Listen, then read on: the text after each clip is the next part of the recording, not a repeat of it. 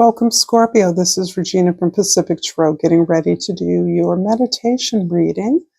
I'm focusing on Uranus having just moved back into Taurus for the last time until spring of next year, where it's been in Taurus since 2018. So this is talking about our intuitive abilities, our instinct to connect globally with other potentials, communities, locations, audiences, populations of people. This is tapping into universal needs and desires and the wealth of sources from which we can gain information. Included in that information is information about that we gain from our own bodies, ways that we communicate with ourselves through our bodies. And this is a message that is coming very directly to those of you that I'm reading to today. There's a way in which your body becomes a conduit, a register, a measure for disruptions in your intentions, discomfort with things that you articulate consciously that you want, but that cause you hesitation or retreat. So this perhaps will become clear as I read the message, but I want to start with the glyph oracle that I pulled for you, number 46, which reduces to a 10, the Wheel of Fortune, which reduces to a 1, which is the Magician card.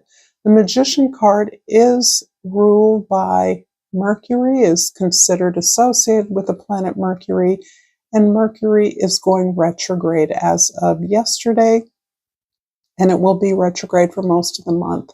And it turns direct in early December, or very late in the month, where it will go over its shadow period for 2 to 3 weeks from there. So this is a time for our minds to catch up with our hearts. And the guidebook reads, as symbols of light and elevation, wings evoke a universal longing for transcendence beyond earthly limitations. In ancient civilizations such as Mesopotamia and Egypt, wings adorn deities and divine beings, signifying their ethereal nature and ability to traverse between realms. This connection to the divine conveyed wings as conduits for spiritual enlightenment and higher consciousness. In ancient Greece and Rome, wings were associated with gods such as Hermes and Nike, with attributes of swiftness, agility, and triumph. Wings thus became symbols of aspiration and achievement, representing the pursuit of excellence.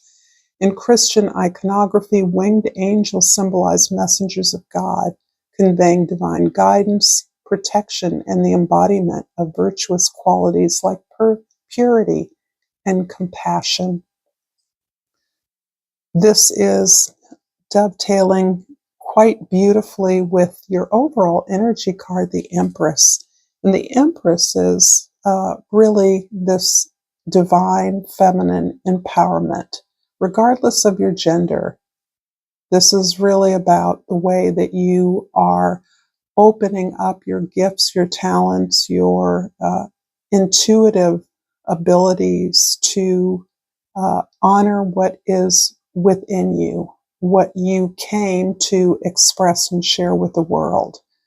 So this is a time of incredible sense of not only producing, being productive, being highly creative as part of a community, but of also receiving the rewards, the recognition, and the love for the effort that you put in.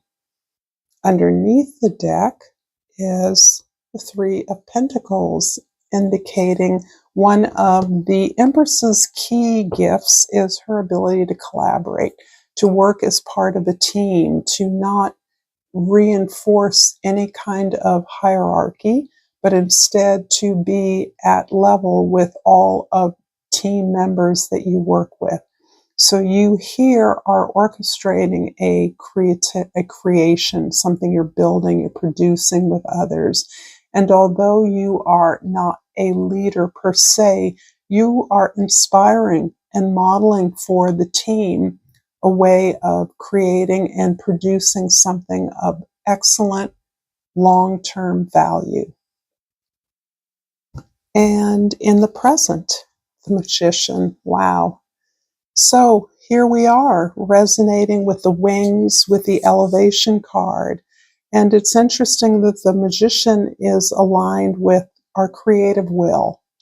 This is you naming something and building towards it, knowing that you have all the tools at your disposal to do so.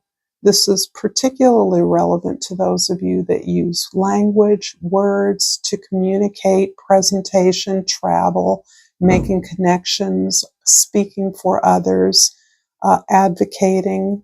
This is a card that centers your project in some kind of a success that touches many others and is represented by the words, the language that you use to describe it.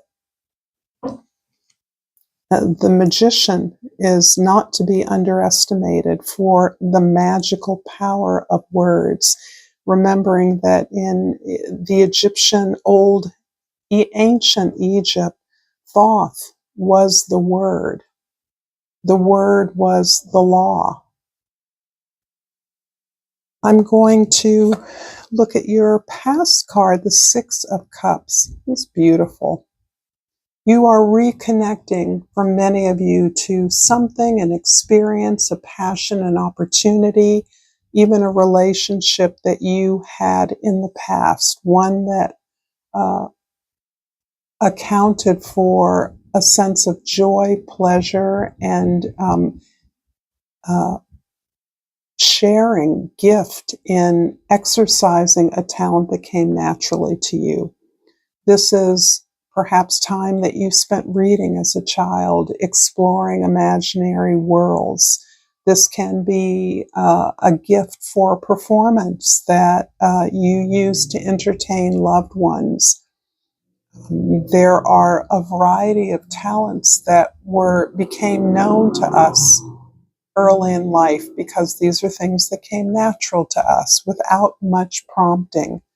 For some, you were inspired by a direct individual, but this is really about recapturing that feeling of joy in sharing your gift, recapturing that special bond in a relationship that may have been flawed or may have failed, but that bond has never ceased.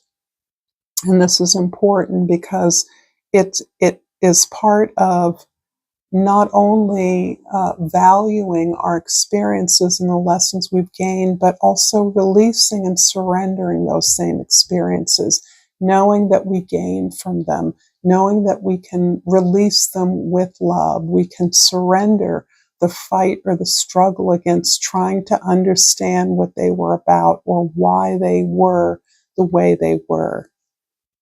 And in the future, the King of Pentacles. This is really about mastering your craft. This is about being the author of your own reality and making the practical steps and being productive in manifesting the prosperity, the wealth, the abundance, the service that your gifts are creating, are affording for others. And this in particular, not unlike the Empress, is about your modeling this kind of constructive work ethic that ultimately becomes devotional in terms of the mastery of your craft. You expend so much diligent effort towards a goal, towards manifesting something that you create, that it becomes a transitory or a meditative devotion, practice, ritual, way in which you can lose yourself but find yourself as well. I'm going to clarify this reading with cards from the Ethereal Shadow Work Tarot deck, and I will finish up the reading with a Crystal Oracle. If you're finding that this reading resonates with you, please like this video, subscribe to my channel, Pacific Tarot, and drop a comment. I appreciate all your comments, no matter how brief, all the love that you send me in whatever way that you do. So thank you in advance for that. I'm going to clarify the Magician here with the Two of Pentacles and the Six of Wands.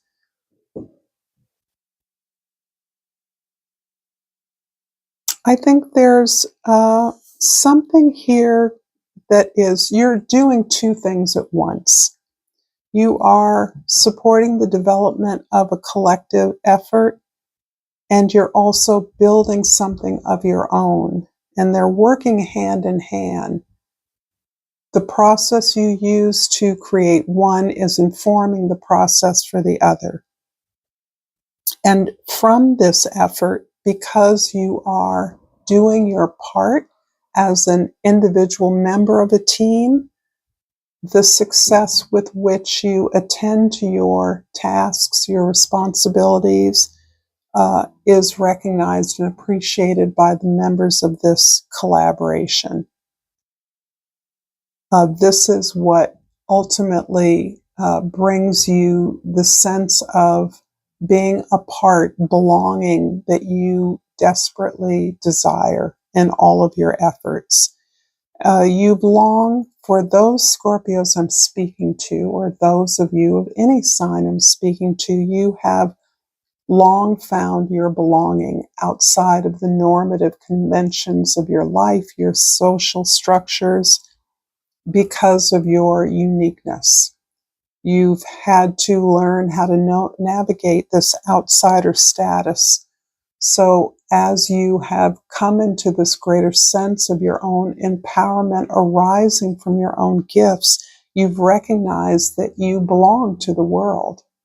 This is who and what you are serving, and that your prompting to be of service is what nominates you as part of the greater collective. And you're perfectly comfortable in that place because your impact on the world can be quite significant here.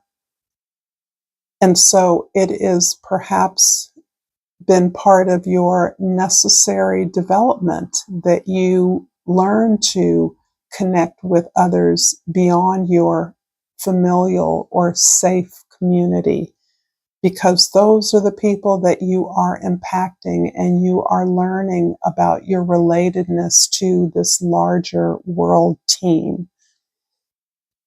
In the past, the Six of Cups is clarified by the Eight of Pentacles and the Temperance card. So this is lovely. Boy, you've been working hard for a very, very long time on your craft, on the thing that you love, on the talent that defines you. And this is that devotion, that work ethic, that persistence and consistency that you are coming to realize in your immediate future.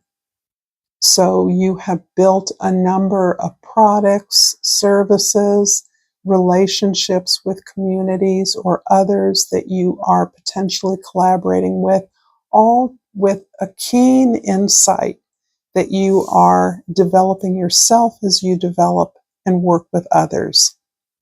So this is a bit about the way in which you understand that improving your own skill, your own craft, is also about improving yourself as a person.